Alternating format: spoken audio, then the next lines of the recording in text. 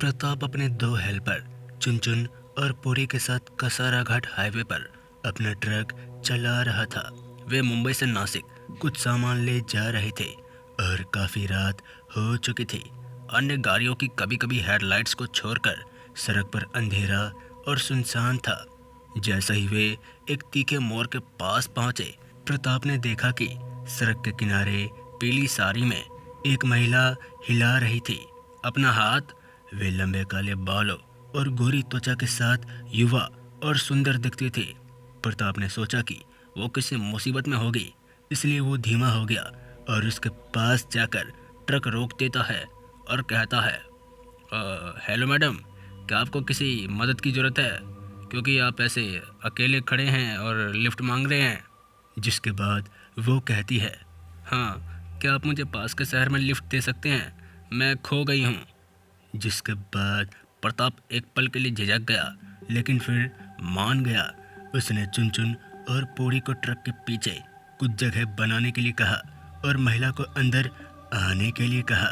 उसने उन्हें धन्यवाद दिया और पूरी के बगल में वो महिला बैठ गई। प्रताप ने थोड़ा असहज महसूस करते हुए फिर से ट्रक चलाना शुरू कर दिया, लेकिन उसे आश्चर्य हुआ कि वो महिला इस हाईवे पर अकेली क्यों है, वो भी इतनी रात को। उसने उससे छोटी मोटी बातचीत करने की कोशिश की, लेकिन उसने ज़्यादा कुछ नहीं कहा। वो बस मुस्कुराई और सर हिलाया। कभी कभार अपनी बड़ी आंखों से उसकी ओर देखती रही। चुनचुन और पूरी भी उस महिला के बारे में उत्सुक थे, लेकिन उन्होंने उससे कुछ भी पूछने की हिम्मत नहीं की। ट्रक अंधेरे को चीरते हुए, घने जंगलों से होती हुई और खड़ी पहाड़ियों से गुजरते हुए हाईवे पर चलता रहा। प्रताप ने अपनी घड़ी की जांच की और देखा कि लगभग आधी रात हो चुकी थी।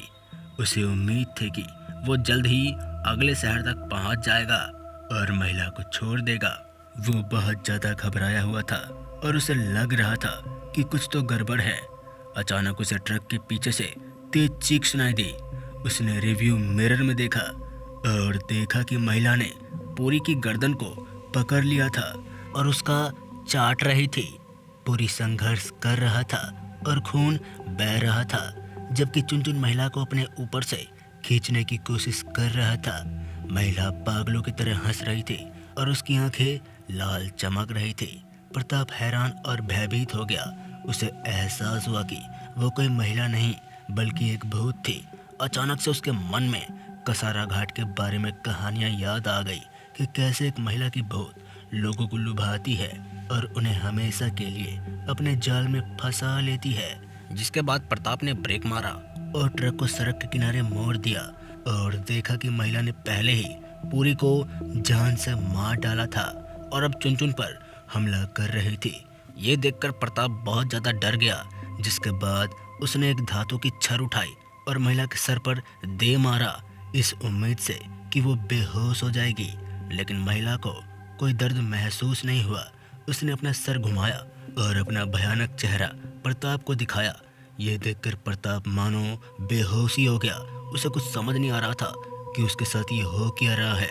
वो पल इतना ज़्यादा खौफनाक था कि उसे सोचकर वो लोग आज भी कांप जाते हैं। जिसके बाद उसने चुनचुन को छोड़ दिया और प्रताप पर झपट पड़ी और उसे काटने की कोशिश करने लगी। प्रताप ने उसको चकमा दिया और उस पर फिर से प्रहार किया, लेकिन वो बहुत ज़्यादा मजबूत थी। उसने उसकी बाँह पकड़कर मोड़ दी, जिससे उसकी हड्डी टूट गई। प्रताप दर्द से चिल्लाया और छड़ी वहीं गिरा देता है।